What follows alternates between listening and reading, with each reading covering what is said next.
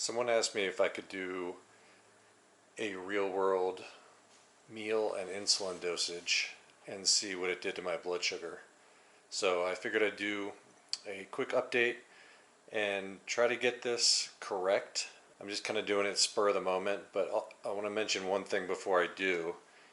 Don't extrapolate too much from this. This is just one person's like insulin dosage and experience with the meal, and obviously it changes with how much working out I've done or how much stress I have today, all kinds of different things. So this is kind of just a general example, a specific example for me of what this meal does to my blood sugar with a certain amount of insulin. So this is a typical meal for me. So it's just like a tablespoon of butter, maybe a little bit more than that, 3 eggs, average size burger, and if you can see it, there's about 2 units of insulin, and this is Humalog, which is short-term insulin.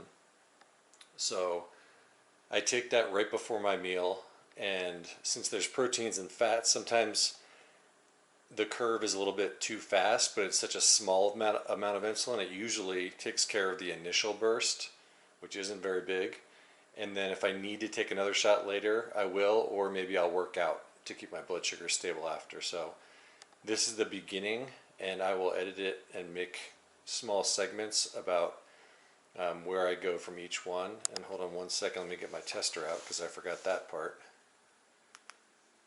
But there's my blood sugar before, so it's 138. It's been relatively stable all day.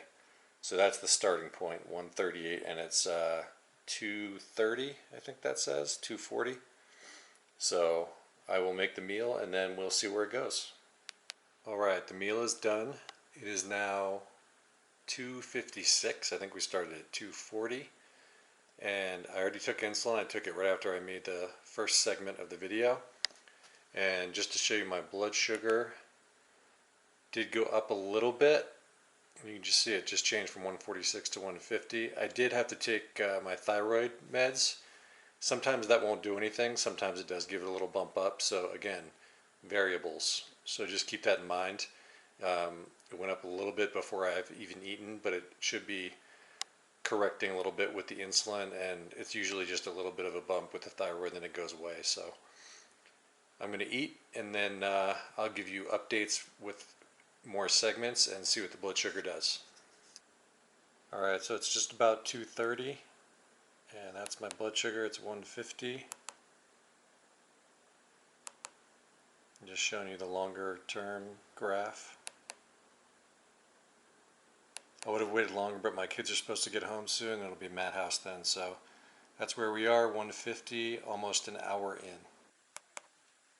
Alright, I had to change my filming location because the kids are back, but 142 is where we're at, just about 2 hours in, 142. Alright, I'm about a quarter of the way into a weight and cardio workout, and here's where my blood sugar is. 130 after, I don't know, 2.5 hours. So I'll check back in a little bit later. Alright, I'm done the cardio portion of my workout. You can see my blood sugar is going down.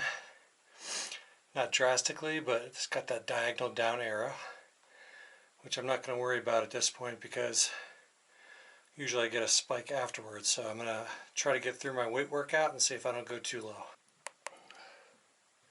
Alright, so this is right after the workout, immediately after my last set. So I'll check back in after to see how it does. I have to take Tracebo, which may lower it just a tiny bit. So this is the last number I'm going to do. This is about 45 minutes after the workout, and you can see I'm getting a nice blood sugar pop up a little bit. And I'm doing it a little bit early because I am going to have to probably take just a tad bit of insulin to correct it. That is not related to the meal or necessarily the diet. It's related to the intensity of the workout. And what I've talked about in some other videos about muscle glycogen and liver glycogen coming out for an intense workout. So I hope this was helpful to somebody, and whoever requested it, I hope that was what you were looking for. Let me punch this again. Again, this is just one day, one person. In terms of the meal, you can see it was basically a flat response. 2 units of insulin, 1 hamburger, 3 eggs, and some butter. So again, hope that was helpful, and maybe I'll do more if it was.